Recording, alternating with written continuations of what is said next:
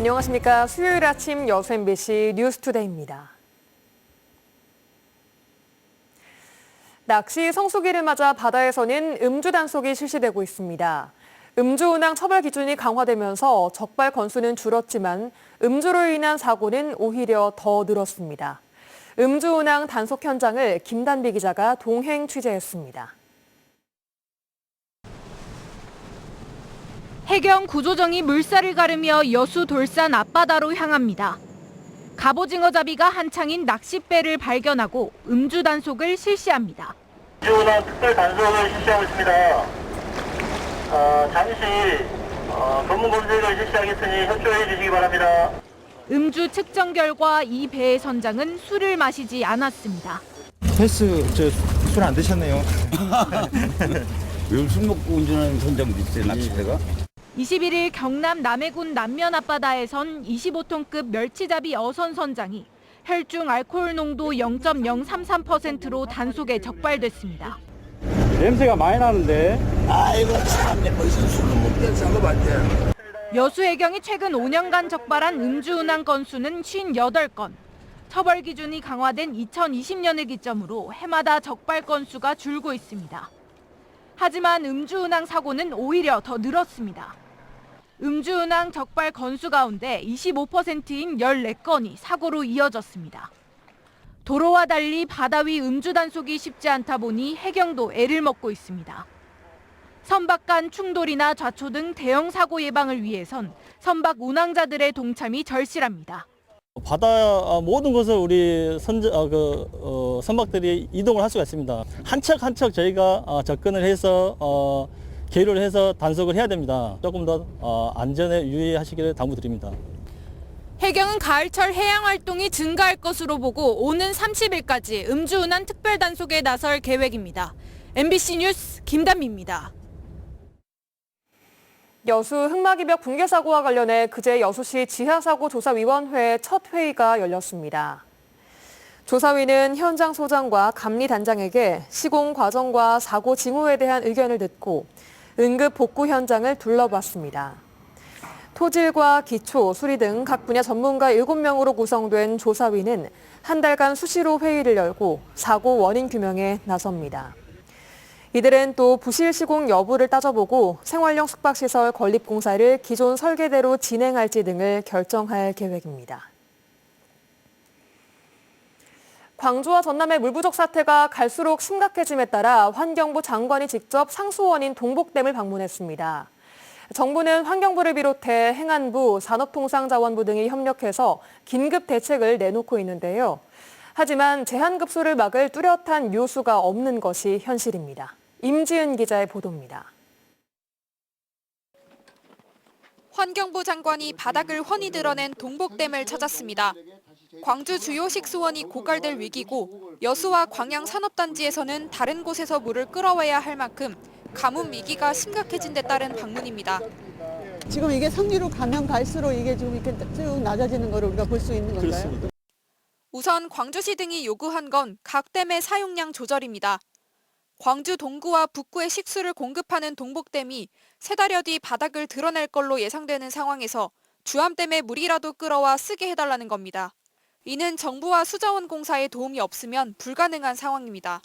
구체적인 양과 시점이라든가 이런 것들은 광주시랑 물을 배분하고 있는 수자원공사 좀 협의가 좀 필요하다는 말씀을 좀 드리겠습니다. 현재 영산강과 섬진강 유역의 댐 저수율은 평균에 비해 58.2%에 불과한 수준입니다.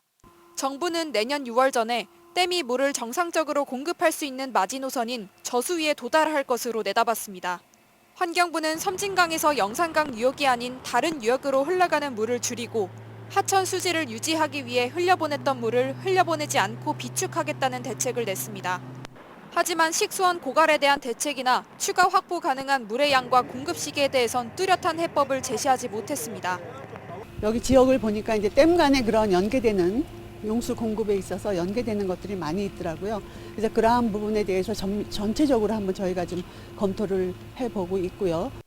환경부는 가뭄 대응반을 꾸려 대책 마련에 나선 한편 행정안전부는 섬 지역 급수 등을 위해 광주, 전남, 제주에 특별 교부세 55억 원을 지원합니다. 제한급수라는 최악의 사태를 막기 위해서 시민들의 자발적인 참여와 함께 정부 차원의 실효성 있는 대책 마련이 시급합니다. MBC 뉴스 임지은입니다.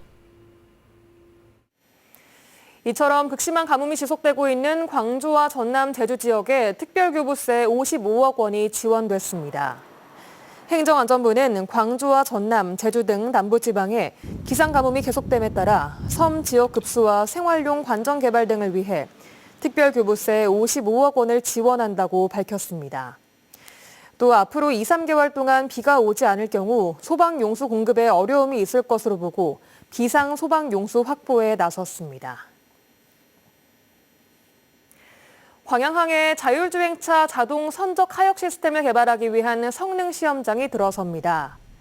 해양수산부는 광양항 해양산업클러스터 부지에 사업비 54억 원을 들여 차량 운반선의 모습을 본뜬 지상 3층 규모의 자율주행차 자동 선적 하역 시스템 성능 시험장을 건립할 계획이라고 밝혔습니다. 내년 하반기 완공 예정인 성능 시험장은 자율주행 차량을 선적하거나 하역할 때 발생할 수 있는 각종 상황을 시험 검증하는 역할을 하게 됩니다. 전남 지역에 고병원성 조류 인플루엔자 위험주의보가 발령됐습니다. 전라남도는 최근 가금 농장과 야생 조류에서 고병원성 AI가 발생하고 겨울 철새 유입이 늘어남에 따라 조류 인플루엔자 위험주의보를 발령했다고 밝혔습니다.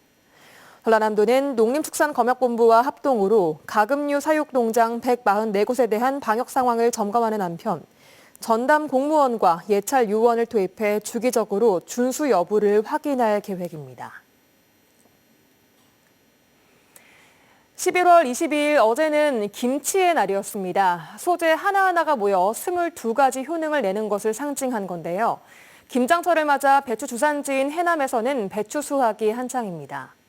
요즘 수확하는 배추는 대부분 절임 배추로 가공돼 전국에 팔려나갑니다. 신광하 기자가 보도합니다. 진녹색으로 물든 배추밭에서 비닐을 벗기는 작업이 한창입니다. 칼로 뿌리를 잘라낸 뒤 3포기씩 담아두면 수확 작업은 마무리됩니다. 올해 배추는 태풍 여파로 육묘에 어려움을 겪으면서 정식 시기는 다소 늦었지만 생육은 좋은 편입니다. 12월 말까지 재림을 주로 하고요. 그리고 이제 월동 배추는 2월, 3월까지 수확을 합니다. 배추 주산지인 해남군의 재배 면적은 가을 배추 3,071헥타르와 겨울 배추 1,700헥타르. 지난해보다 김장용 가을 배추 재배는 늘고 월동 배추는 줄었습니다. 최근 일교차가 커지기 시작하면서 해남 겨울 배추의 속도 꽉 차기 시작했습니다. 지금부터가 김장철의 시작입니다. 요즘 수확하는 배추는 대부분 절임 배추로 가공돼 예약 주문 형태로 판매됩니다. 800여 곳에 달하는 해남 지역 절임 배추 가공 시설은 대목을 맞았습니다. 바로 바닷가 보니까 이제 해풍 맞고 다르기 때문에 병충해 강하고요. 또 항토 맛이기 때문에 미네랄 풍부한 데다 맛있죠. 김치의 날을 기념해 배추 주산지인 해남군은 전용 온라인 쇼핑몰을 통해 김장재료 할인 판매로 배추 소비 확산에 나서고 있습니다. MBC 뉴스 신광하입니다. 의붓딸을 상습적으로 성폭행한 계부에게 징역 7년이 선고됐습니다.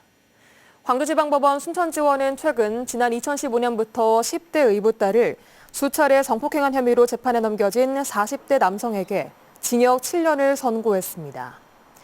재판부는 피고인이 범행을 인정하고 있고 성폭력 범죄로 처벌받은 전력이 없다는 점을 고려해 형량을 정했다고 설명했습니다. 화물연대가 내일 0시부터 안전운임제 일몰제 폐지와 품목 확대 등을 요구하며 전국적인 총파업에 들어갑니다. 이번 총파업에 따라 화물연대 전남지역본부도 같은 날 오전 광양항에서 조합원 2,000명이 참여한 가운데 출정식을 열고 파업을 시작할 예정입니다. 안전운임제는 과속, 과적을 막기 위해 화물 노동자에게 최소 운송료를 보장하는 제도로 정부는 일몰 시한을 3년 더 연장하는 방안을 내놨습니다. 화물연대의 파업으로 광양 포스코와 여수산단 등 지역 내 물류 운송이 차질을 빚을 것으로 전망됩니다.